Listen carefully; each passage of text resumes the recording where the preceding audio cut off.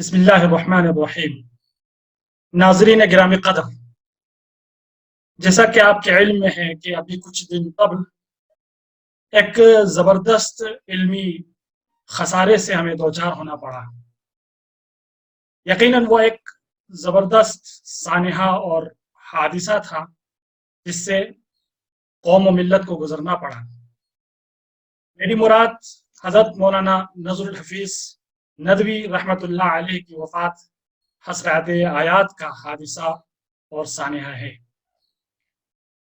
حضرت مولانا نذر الحفیظ ندوی رحمۃ اللہ علیہ کے بارے میں بہت کچھ لکھا گیا ہے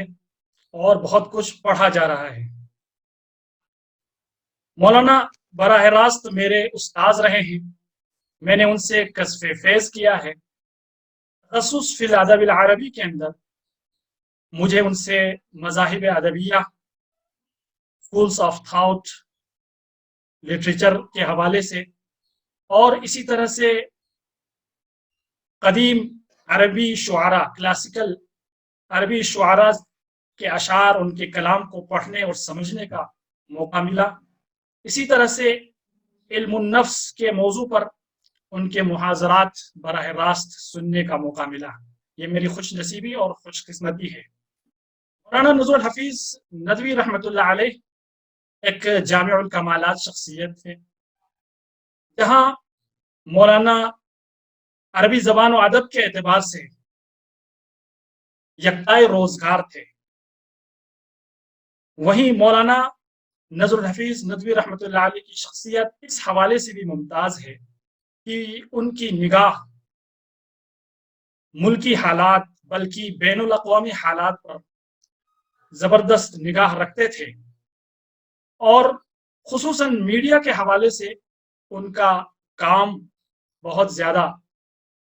سراہا گیا ہے اور ان کے کام کو زبردست پذیرائی ملی ہے۔ مولانا کی شخصیت کو شہرت دوام جس کتاب نے عطا کی،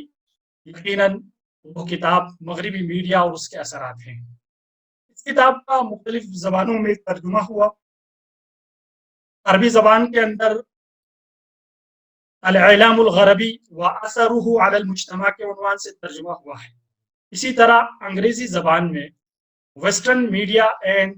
اٹس امپیکٹ آن سوسائٹی کے عنوان سے ترجمہ ہوا ہے۔ ہماری خوش نصیبی اور خوش قسمتی ہے کہ اس کتاب کا انگریزی زبان میں جس شخصیت نے ترجمہ کیا ہے، اس شخصیت کا تعلق وادی کشمیر سے ہے، جس وادی کے بارے میں علامہ اقبال علیہ الرحمہ نے کہا تھا کہ چھپے رہیں گے زمانے کی آنکھ سے کب تک، بہر ہیں آب گلر کے تمام یک دانہ۔ انہی یک دانوں میں ایک یک دانہ ہمارے کرم فرما اور علمی شناخت رکھنے والی شخصیت ڈاکٹر نذیر احمد زرگر ہیں، جن کی حیثیت اس حوالے سے معروف اور ممتاز ہے کہ انہیں عصری اور کالجز اور یونیورسٹیز کے حلقوں میں جہاں ان کو سنا اور پڑھا جاتا ہے، وہیں دینی طبقوں کے اندر بھی ان کی وہی حیثیت ہے اور وہی پہچان اور وہی شناخت ہے۔ اس وقت اس اہم موضوع پر گفتگو کرنے کے لیے ہمارے ساتھ براہ راست ڈاکٹر نذیر احمد زرگر صاحب موجود ہیں۔ آپ کا مختصر تعارف یہ ہے کہ آپ کشمیر کے بارہمولہ ضلع سے تعلق رکھتے ہیں اور سینٹرل یونیورسٹی کشمیر کے اندر اسسٹنٹ پروفیسر کے عہدے پر فائز ہیں۔ ڈاکٹر نذیر صاحب، سب سے پہلے ہم آپ کا استقبال کرتے ہیں اور خوش آمدید کہتے ہیں۔ شکریہ، السلام علیکم ورحمۃ اللہ۔ سب سے پہلا جو سوال ہمارا آپ سے ہے وہ یہ کہ مولانا نذر الحفیظ ندوی رحمۃ اللہ علیہ کی یہ کتاب مغربی میڈیا اور اس کے اثرات، سب سے پہلے کب آپ کے ہاتھ لگی، کیسے اس کتاب سے آپ کا تعارف ہوا، اور اس کتاب نے فوری طور پر کیا تاثر آپ کے اوپر قائم کیا، اس حوالے سے ہم اپنے ناظرین کو آپ کی سرودات سے واقف کرانا چاہیں گے۔ ڈاکٹر صاحب۔ بسم اللہ الرحمن الرحیم۔ مولانا عبدالباری ندوی صاحب، سب سے پہلے میں اللہ تعالیٰ کے دربار میں حمد و سپاس عرض کرنے کے بعد آپ کا شکریہ ادا کرتا ہوں کہ آپ نے اس اہم اور نازک موضوع کے حوالے سے میرے ساتھ گفتگو کرنا پسند کیا، اور حضرت مولانا نذر الحفیظ ندوی رحمۃ اللہ تعالی علیہ کی اس داری فانی سے چلے جانے کے بعد جو خلا پیدا ہو گئی اس میدان میں، خاص کر میں میڈیا کے میدان کی بات کرتا ہوں، اور جتنی دقیق اور گہری نظر ان کی تھی اس میدان میں اور اس چیز پر، وہ اس کا مجھے پہلے ہی احساس بھی ہوا تھا، ادراک بھی ہوا تھا، اور اس پر کئی مجالس میں ہم نے تعزیتی کلمات عرض کیے اور اپنے غم کا اور رنج کا اظہار کیا۔ یہاں میں اس حوالے سے کوئی مزید بات نہیں کرنا چاہتا ہوں، براہ راست آپ کے سوال کا میں جواب دینا چاہتا ہوں۔ 2001 میں تقریباً، جہاں تک مجھے یاد پڑتا ہے، 2001 دو تقریباً دو میں، ایک میں تو یہ کتاب مغربی میڈیا اور اس کے اثرات 2001 میں چھپ کر مارکیٹ میں آئی تھی، اور 2002 میں میرے ہاتھ لگی، کسی بک شاپ پہ سری نگر میں گیا اور کتابیں کھنگالتا رہا، تو یہ اس کا تو اس سے پہلے کچھ پتہ نہیں تھا اس کتاب کا، لیکن جب اس کا عنوان دیکھا، کتاب کا نام دیکھا، تو نام پسند آیا اور لے لیا اس کو، اور ایک دو مجلسوں میں اس ساری کتاب کو میں نے پڑھ لیا۔ پڑھنے کے بعد بہت پہلے یہ پتہ چلا کہ مولانا کی نظر اپنے زمانے پر کتنی ہے، اور جس عالم کی نظر اپنے زمانے پر ہوتی ہے وہ واقعی عالم ہوتا ہے۔ اور ہمارے زمانے میں جو میڈیا ہے یہ ہمارے معاشرے کا ایک چوتھا ستون قرار پایا ہے، فورتھ اسٹیٹ۔ پہلا جوڈیشری ہے، پہلا لیجسلیچر ہے، مقننہ، اس کے بعد عدلیہ، جوڈیشری، اس کے بعد جو ہے ایگزیکٹو، جس میں پولیس وغیرہ آتی ہے، جو یعنی قوت نافذہ جو ہمارے معاشرے میں ہوتی ہے، اور چوتھا جو پلر ہے، ستون ہے، فورتھ اسٹیٹ جسے بولتے ہیں، وہ میڈیا ہے۔ اچھا دیکھیں، ان چار ستونوں میں میڈیا نہ صرف سب سے زیادہ اہم ہے، بلکہ حقیقت حال یہ ہے کہ ان چاروں میں سے پہلے کے تین جو اہم ستون ہیں، ان پر میڈیا ہی کا زیادہ اثر ہوتا ہے، ہمارے ہاں ہماری سوچ پر، ہمارے خیالات پر، اور اس کے بعد ہمارے جو ہمارا عملی رویہ رہتا ہے ہمارے معاشرے میں، اس سب پر اثر ہے میڈیا کا۔ ہمارے ارد گرد جو خبریں ہم سنتے ہیں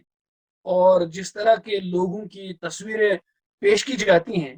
انہی تصویروں کے مطابق ہم لوگوں کے مطابق اپنا ذہن بناتے ہیں، ان کے مطابق اپنی نظر کا زاویہ بناتے ہیں، اور لوگوں کو اسی زاویے نگاہ سے دیکھنا چاہتے ہیں، اور پھر ان کے ساتھ اسی طرح کا معاملہ ہم کرتے ہیں، رویہ اپناتے ہیں۔ یہ سارا کام میڈیا کرتا ہے۔ میں آپ کی خدمت میں یہ بھی عرض کر دوں کہ میڈیا کا اثر تو ہمارے جو قانون دان حضرات ہوتے ہیں ان پر بھی ہوتا ہے، اور جو قانون کی کبھی کسی وقت میں تشکیل کرتے ہیں ان پر اثر پڑتا ہے۔ آج کی دنیا نے یہ دیکھ لیا کہ اگر کوئی کام، کوئی عمل، کوئی ایکٹ کسی شخص نے کیا، میڈیا کے اثر سے آج یہ دیکھا جاتا ہے اس کی شکل کیا ہے، اسی طرح سے جج کا رویہ بدلتا ہے، جی اسی طرح سے میڈیا کے اثر سے یہ ایک ذہن بن جاتا ہے کہ اس کا مذہب کیا ہے، اسی طرح سے رویہ بدل جاتا ہے، وہ پولیس ہو، وہ عدلیہ ہو، اور وہ کوئی معاشرے کے اندر کوئی بھی کسی بھی ایک اہم منصب پر کوئی بھی شخص ہو، یا حتی کہ عوام ہو، وہ اب لوگوں کے مذہب کو، لوگوں کی شکل کو، لوگوں کے لباس کو دیکھ کر اس طرح سے ایک ایسا ذہن بن گیا۔ اور اچھا، اس چیز کو مولانا بالکل بھانپ چکے ہیں، اور ان کا اس میدان میں بہت زیادہ تجربہ بھی عملی تھا، وہ صرف کتابی آدمی نہیں تھے، عملی تجربہ تھا، خود میڈیا سے وابستہ تھے۔ اور میں نے جب اس کتاب کو پڑھا تو میں نے کہا کہ یہ کتاب جس طبقے کے لیے زیادہ بہتر ہے وہ انگریزی دان طبقہ ہے، ان کو جی یہ پتا چلا، ڈاکٹر صاحب، کیونکہ وہی میرا اگلا سوال یہی تھا کہ آپ کے کتاب پڑھنے کے بعد وہ کیا محرکات یا وہ دوائی یا جذبات تھے جن کے تحت، جن سے مغلوب ہو کر آپ نے یہ سوچا، یہ خیال کیا کہ اس کا انگریزی زبان میں ترجمہ ہونا چاہیے، اور اردو داں طبقے سے زیادہ अंग्रेजी जबान जानने वाले और मगरबी मीडिया, खास तौर पर वेस्टर्न मीडिया से जिनका ताल्लुक है, उनको इस मौजू के हवाले से जानने की ज़रूरत है, और मगरबी मीडिया के जो नुकसानात मुआशरे पर मुरतब हो रहे हैं, उन नुकसानात को जानने की ज़रूरत है। जी हाँ, तो पहले सवाल के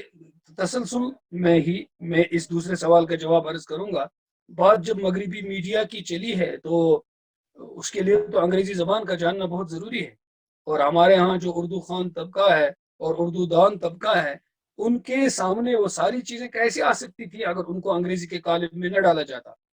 तो मैंने ये महसूस किया कि ये किताब है उस पाए की, और इतनी अहम और इतनी मालूमात से पुर किताब, तो इस किताब का तर्जुमा ज़रूर होना चाहिए अंग्रेजी में। तो मैंने अपनी बिसात भर कोशिश की। मैं आपको एक बात और बताता चलूं कि जिस ज़माने में मैंने इस किताब का तर्जुमा शुरू किया, वो 2002 के अवाखिर में और 2003 के वो अवाइल थे, जिसमें तर्जुमा मैं कर रहा था। 2003 के फरवरी के महीने में मेरे बड़े भाई साहब लापता हुए और कोई अता पता उनका नहीं मिला, और हम हर दिन सुबह को निकलते थे घर से उनकी तलाश के लिए, और दिन भर थक कर हम शाम को वापस आते थे, और मैं कमरे में चला जाता था और बहुत रोया करता था। मुझे लगता था कि अगर मैं उन दिनों नौजवान न होता तो शायद गम से और उस मुसीबत के, उस सदमे से कहीं मेरी रग न फट जाती। इतना सदमा और इतना दुख दिन भर का होता था। शाम को मैं पहले बहुत रोया करता था, उसके बाद मौलाना की किताब को हाथ में लेकर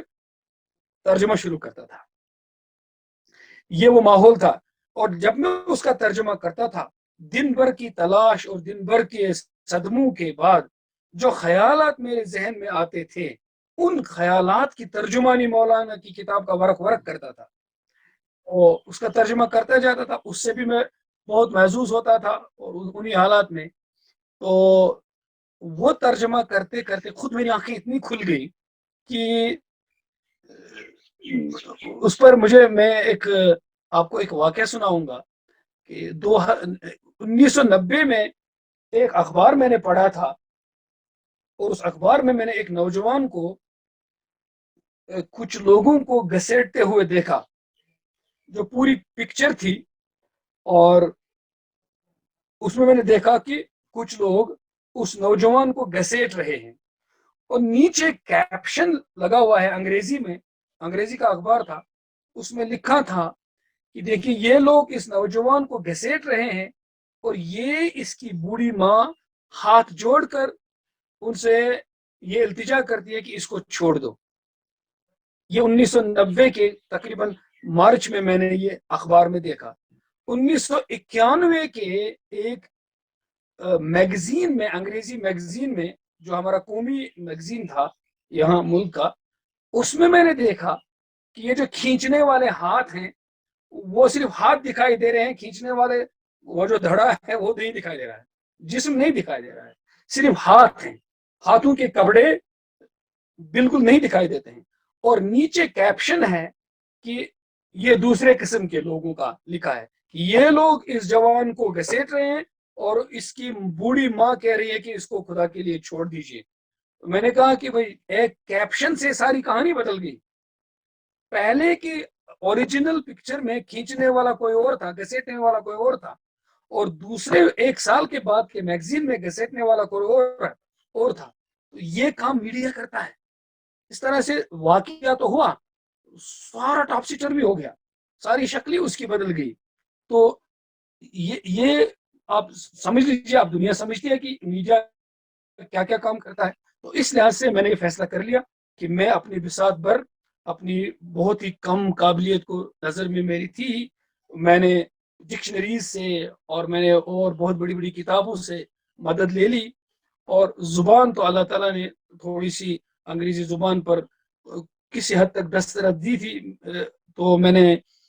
जो ग्रेजुएशन तक तो हमारा अंग्रेजी मजमून होता ही है, वो भी पढ़ा था, और उसके बाद 4 साल तक मैंने अंग्रेजी जुबान के एक बहुत माहिर से 4 سال تک الگ انگریزی زبان، اس کا گرامر اور اس کی وہ ساری چیزیں پڑھ لی تھی، اور ترجمہ بھی کسی حد تک سیکھا بھی تھا، کیونکہ اس سے پہلے میں خود میڈیا میں رہا تھا، انگریزی میڈیا میں نے ایک انگلش نیوز پیپر میں ایز سب ایڈیٹر کام کیا تھا کچھ دیر تک، وہاں بھی تجربہ ہوا تھا، تو میں نے اللہ تعالیٰ کے فضل سے تو ہمت کر کے اس کا ترجمہ شروع کیا، تو اللہ نے آگے رہنمائی کی۔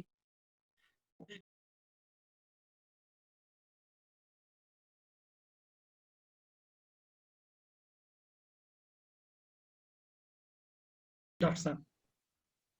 آگے ہم یہ جاننا چاہیں گے، جب آپ ترجمے کے عمل سے فارغ ہو چکے، ترجمے کے عمل سے فارغ ہونے کے بعد غالباً آپ نے غالباً تو نہیں بلکہ ضرور مولانا سے ملاقات کی ہوگی، اور مولانا کی خدمت میں کتاب جو ترجمہ آپ کی ہاتھوں سے جو ترجمہ ہوا، آپ کے قلم سے جو ترجمہ اس کتاب کا ہوا، اس کتاب کو مولانا کی خدمت میں آپ نے جب پیش کیا تو مولانا کا کیا تاثر تھا، اور مولانا سے مل کر اس وقت آپ کے احساسات کیا تھے، اس حوالے سے ہم جاننا چاہیں گے۔ میں نے جب یہ کتاب پوری پڑھ لی، اس کے بعد میں نے فوراً ایک خط لکھا مولانا کو،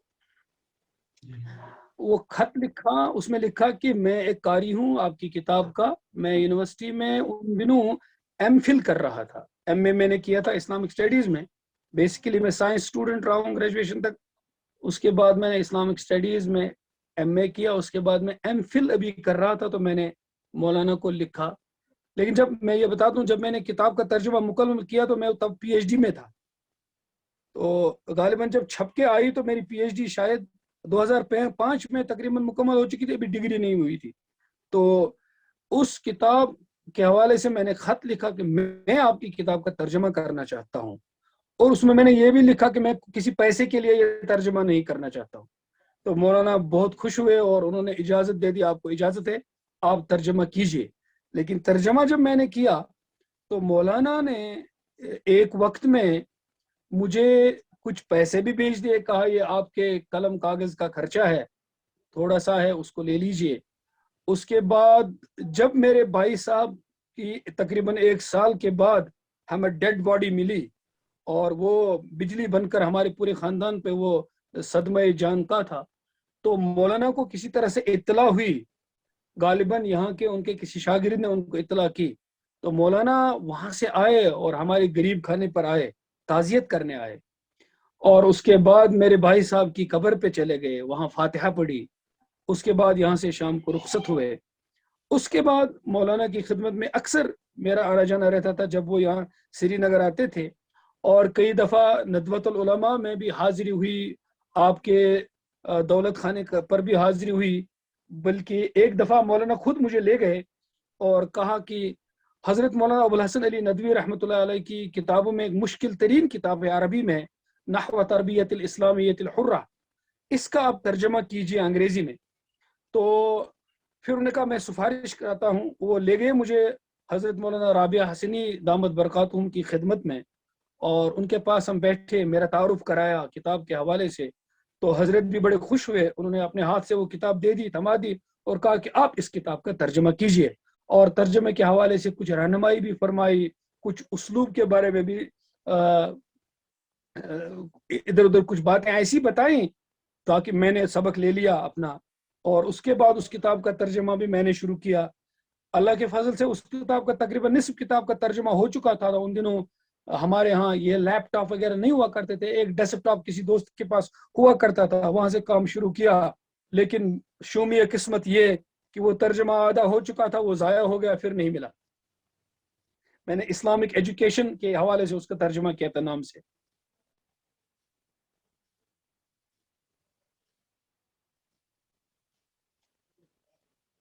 آپ کی مائک میوٹ ہے مولانا، آپ کی مائک میوٹ ہے۔ جی جی جی ہاں جی ڈاکٹر صاحب، اگلا سوال یہ ہے کہ کتاب کا چونکہ آپ نے ترجمہ کیا ہے، اور اس ترجمے کے عمل کے دوران بار بار کتاب کو پڑھنے کا موقع ملا ہوگا،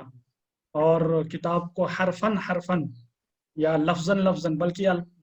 دیگر الفاظ میں یوں کہنا چاہیے، کتاب کو آپ نے ہضم کیا ہوگا ایک طرح سے۔ آپ ہمیں بتائیں ہمارے ناظرین کو کہ مولانا کی نگاہ یا نقطۂ نظر तामीरी सहाफत के हवाले से, या वो सहाफत, वो ज़रा इबलाग जो मुआशरे को एक सही रुख पर और सही नहज पर ले जा सकता है, और जो मीडिया जिसके ज़रिए से हम सहाफत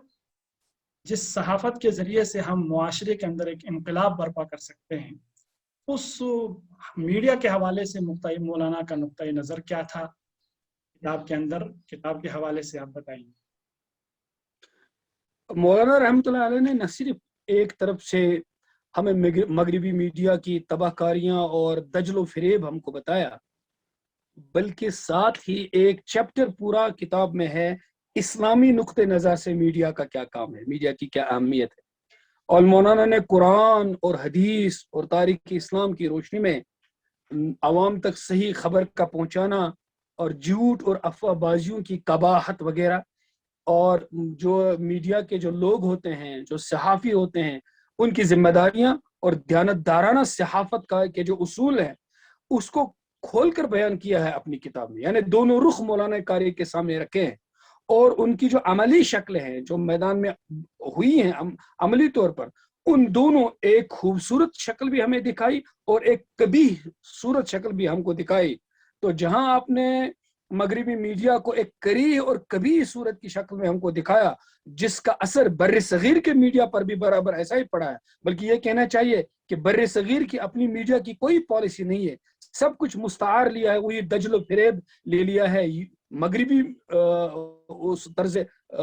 सहाफत से, वही लिया है और उसी की नक्काली है। लेकिन मौलाना ने दयानतदारी के साथ सबकी आंखें खोलते हुए उसी वक्त उसी किताब में यह भी बताया कि दयानतदाराना सहाफत किसका नाम है, जिम्मेदाराना सहाफत किसका नाम है, सच की खिदमत सहाफत के जरिए से कैसे हो सकती है। सहाफत यह बताया हमको एक इतना मुकद्दस शोबा है और इतना मुकद्दस काम है और इतना अजीम काम है कि मौलाना ने इसको इस्लामी दावत के साथ जोड़ दिया। कहा सहाफत असल में दावत के साथ जुड़ता है, जो काम इस्लामी दाई का है, जिसकी असल अंबिया से चली है, और फिर अंबिया के मुत्तबईन ने जो दावत का काम किया है, वही काम मीडिया से लिया जा सकता है। ये बात मौलाना ने किताब में की है। जी डॉक्टर साहब, हमारा ये आखिरी सवाल होगा आपसे कि आपने असल किताब मगरिबी मीडिया और उसके असरात का मुताला किया, उसके बाद आप अल्लाह ताला की तौफीक से बफज़ल खुदाबंदी आपने अंग्रेज़ी ज़बान के अंदर इस किताब का तर्जुमा किया, और जो पजीराई असल किताब को हासिल हुई, लगभग बल्कि बाल्फाज दीगर ये कहना चाहिए कि ज़्यादा पजीराई तर्जुमे को हुई है, और तर्जुमे के हवाले से ही असल किताब तक बाज़ क़ारीन की रसाई होती है। वो अंग्रेज़ी तर्जुमे से मुतारफ़ होते हैं और अंग्रेज़ी तर्जुमे के ज़रिए से ही असल किताब की शनाख्त और असल किताब तक उनकी रसाई होती है। आप हमें ये आखिर में ये पैगाम, इस हवाले से हम आपका पैगाम जानने की कोशिश करेंगे कि इस वक्त जो नौजवान तबका है, जो मुसलमान नौजवान कॉलेजेस के अंदर, यूनिवर्सिटीज़ के अंदर, क्योंकि आपकी निगाह जाहिर सी बात है यूनिवर्सिटीज़ के अंदर भी जो तलबा पढ़ रहे हैं उनसे भी आप बराह रास्त मुतारफ़ हैं, और इसी तरह से मदारिस के तलबा से भी आप मुतारफ़ हैं, क्योंकि आप मदारिस, मैं जानता हूँ जहाँ तक मदारिस के अंदर कसरत से आपकी आमद है, उलमा से आपका उठना बैठना है। आप नौजवान तबके को मीडिया के हवाले से क्या पैगाम देना चाहेंगे, और इस पूरी किताब की रोशनी में और मौलाना के जो जज्बात थे कि मौलाना किस किस्म का मीडिया चाहते थे, ये ऐसा कोई पैगाम आखिर में हम आपसे सुनना चाहेंगे। मैं इजाज़त चाहूँगा आपसे कि इस पैगाम को अर्ज़ करने से पहले मैं एक और बात किताब के हवाले से कहना चाहूँगा कि जो असल तर्जुमा है, ये बताना ज़रूरी भी है। उस तर्जुमे जो असल किताब है, उस किताब को मैंने हरफ हरफ पढ़ा, लफ्ज़ लफ्ज़ पढ़ा, और उसके बाद कभी कहीं मुझे ये लगा कि मैं ये तर्जुमे का एक उस्लूब है जो मैं अर्ज़ करना चाहता हूँ। मैंने जब किताब को पढ़ा, कभी कभी किसी पूरे चैप्टर को पढ़ा, और मुझे लगा कि जो बात बीच में कही गई है उसको पहले लाना चाहिए, जो बात पहले कही गई है उसको आखिर में लाना चाहिए। तो ये कहीं से काटना, कहीं से जोड़ना बातों को, लेकिन पूरे का पूरा मौलाना का वो महफूज रहे वो मूड, वो मैंने किया है। और मैंने लफ्जी तर्जमा नहीं किया है, اور کتاب کے جو حواشی ہیں فٹ نوٹس وہ بہت ہی ارکریزی کے ساتھ میں نے جمع کیے ہیں اور وہ میرے ہیں اس کتاب میں. جہاں بھی انگریزی ترجمے میں آپ فٹ نوٹس دیکھتے ہیں ایک دو جگہ پر مولانا کے جو حواشی ہیں وہ حواشی نہیں تھے, وہ اصل میں مولانا کے متن میں باتیں تھیں جن کو میں نے حواشی میں لانا پسند کیا. اور فٹ نوٹس اکثر بلکہ سارے کے سارے کہنا چاہیے میرے ہیں اس میں. اور آخر میں کتاب میں ایک ضمیمہ جیسا میں نے پروٹوکالز کے صہیونی پروٹوکالز پر وہ میرا ہے اس کتاب میں جوڑ دیا. لیکن ساتھ ہی یہ انتہائی ناسپاس گزاری ہوگی اگر میں یہ نہ کہوں کہ اس کتاب میں جو انگریزی ترجمہ ہے اس کی افادیت اس چیز سے ابھی اور زیادہ بڑھ گئی کہ میرے مشفق استاد پروفیسر حمید نسیم رفیع آبادی صاحب جو اہل علم کے طبقے میں کسی تعارف کے محتاج نہیں ہیں اور اس وقت رفیع کے کاربی ہمارے ڈپارٹمنٹ کے صدر بھی ہیں, صدر شعبہ ہیں سینٹرل یونیورسٹی میں اور ڈین بھی ہیں اور ساری دنیا میں وہ مشہور ہیں. تو انہوں نے ایک مقدمہ اس کتاب پر لکھا اور مقدمہ بڑا شاندار لکھا, بہت تفصیلی مقدمہ لکھا. کتاب کا حجم بھی بڑھ گیا اور بہت معلومات افزا بھی کتاب ہوگی. تو میں ان کا بھی یہاں شکر گزار ہوں اور ان کا شکریہ ادا کرنا چاہتا ہوں اور یہ ناظرین کو بتانا چاہتا ہوں کہ ان کا مقدمہ وہ غور سے پڑھے اور وہ بہت مفید ہے. ایک بات یہ, دوسری بات یہ بھی کہنے کی کتاب میں کچھ بعد میں چونکہ میں نے جب وہ ترجمہ ٹائپنگ کے لیے سری نگر بھیج دیا, وہاں سے ٹائپنگ ہوئی, اس کے بعد جو طباعت میں پبلشنگ میں جو کچھ بھی خرچہ آیا وہ سارا خود مولانا نے کیا. میں نے اپنے خرچے سے اس کتاب کو نہیں چھپوایا. ہاں اس کتاب سے ہم نے کوئی پیسہ بھی نہیں کمایا, اللہ تعالیٰ اس کو قبول فرمائے اپنے دربار میں. اس کے بعد ایک بات اور ہے, جب صدام حسین مرحوم کی پھانسی کا واقعہ ہوا تو مولانا نے ایک زبردست مبسوط مقالہ اس پر تحقیقی لکھا میڈیا کی کارستانیوں کے حوالے سے, اور مغربی میڈیا اور عراق کے اس جعلی جو عدالت اس وقت قائم کی گئی تھی, ایک فیک عدالت جو قائم کی گئی تھی, اس کے حوالے سے مولانا نے ایک تفصیلی مضمون لکھا تھا اور مجھے بھیج دیا تھا کہ جب میں نظر ثانی کر کے دوسرا ایڈیشن چھاپوں گا انگریزی کا تو اس میں اس مقالے کو بھی میں لکھ دوں. وہ کام میں انشاءاللہ اگلے اس میں ایڈیشن میں کرنا چاہتا ہوں. اس کتاب کا انگریزی ایڈیشن اور آئے گا, میں زبان پر اور کام کروں گا اس پر, اور ہو سکتا ہے کچھ اور حاشیے جوڑنے پڑیں گے اس کے بعد, اور وہ جو تحقیقی مقالہ ہے وہ بھی اس میں جوڑنا پڑے گا. اور اب آخری بات جو آپ نے فرمائی وہ میں یہ عرض کرنا چاہوں گا کہ میں جہاں تک یونیورسٹی اور کالج کے اسٹوڈنٹس ہیں, زیادہ تر جو میڈیا اسٹڈیز کے اسٹوڈنٹ ہیں جو صحافت کو پڑھتے ہیں, ان سے میری یہ گزارش ہے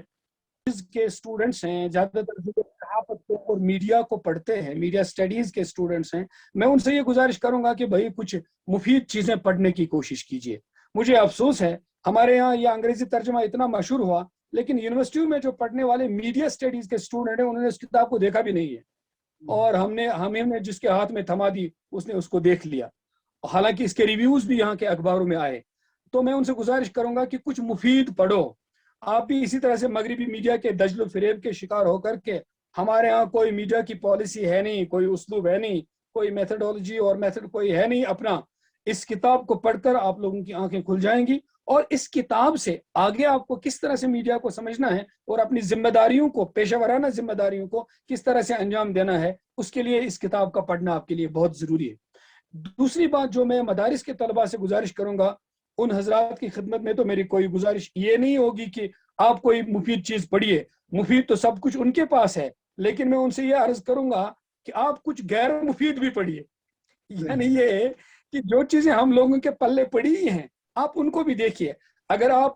جہل سے واقف نہ ہوں گے تو آپ کو علم کی قدر نہیں آئے گی. اگر آپ تاریکی کو نہیں دیکھیں گے تو روشنی کی تمیز نہیں کر پائیں گے. آپ جو ہمیشہ دودھ پیتے آ رہے ہیں مدارس کی فضا میں, آپ چھاچھ کو دیکھیں نا, ہم جو پی رہے ہیں, تو دنیا کے اندر آپ یہ دیکھیں ہو کیا رہا ہے. آپ میرے خیال میں دنیا کی تحریکات کا اور اس وقت کے سیاسی نظریات کا اور اس وقت کے جو